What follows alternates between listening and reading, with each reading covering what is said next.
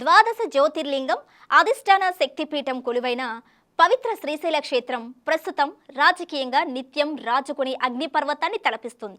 కూటమి ప్రభుత్వం అధికారంలోకి వచ్చిన తరువాత శ్రీశైలం, ఆత్మకూరు, సున్నిపెంట పరిసర ప్రాంతాలలో టీడీపీ ఎమ్మెల్యే బుడ్డ రాజశేఖర్ రెడ్డి అనుచరులు దూకుడు తీవ్ర చర్చనీయాంశంగా మారింది.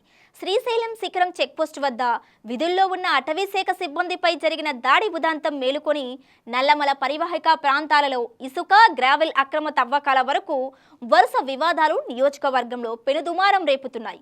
రాబోయే స్థానిక సంస్థల ఎన్నికలు సమీపిస్తున్న వేళ మాజీ ఎమ్మెల్యే శిల్పా చక్రపాణిరెడ్డి వర్గాన్ని దెబ్బకొట్టేందుకు పదవులు ఎరవేస్తూ ఎమ్మెల్యే వర్గం వేస్తున్న ఎత్తులు సరికొత్త సమీకరణాలకు దారితీస్తున్నాయి.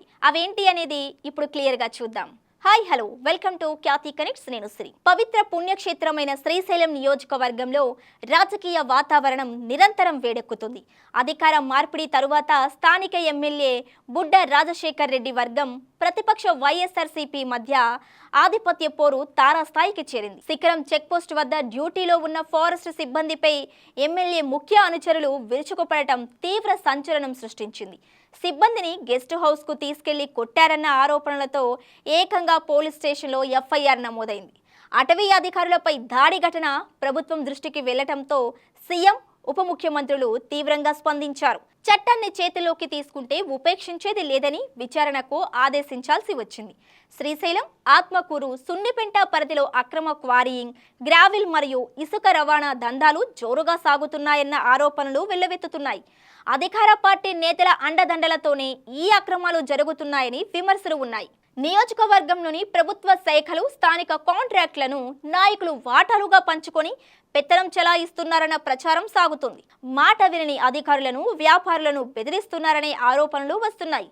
గత ప్రభుత్వంలో శిల్పా చక్రపాణిరెడ్డి హవా సాగగా ఇప్పుడు బుడ్డ రాజశేఖర్ రెడ్డి ఆధిపత్యం నడుస్తుంది. అధికారంలో ఉన్నవారు ప్రత్యర్థులను అణచివేసే సంస్కృతితో నల్లమలలో రాజకీయ వాతావరణం ఎప్పుడూ ఉద్రిక్తంగానే ఉంటుంది. త్వరలో రానున్న స్థానిక సంస్థల ఎన్నికలను ఎమ్మెల్యే బుడ్డ అత్యంత ప్రతిష్టాత్మకంగా తీసుకున్నారు.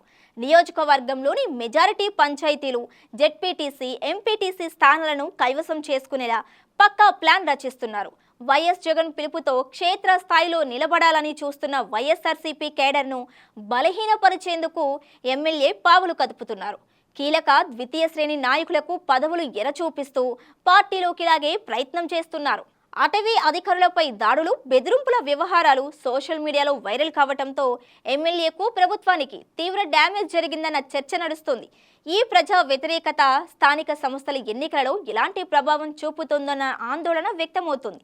అభివృద్ధి మంత్రంతో అధికార పక్షం ముందుకెళుతుందా, లేక అనుచరుల ఆగడాలు, అక్రమ దందాలను అస్త్రంగా చేసుకుని ప్రతిపక్ష వైఎస్ఆర్సీపీ పైచేయి సాధిస్తుందా అన్నది రాబోయే స్థానిక ఎన్నికలలో తేలనుంది.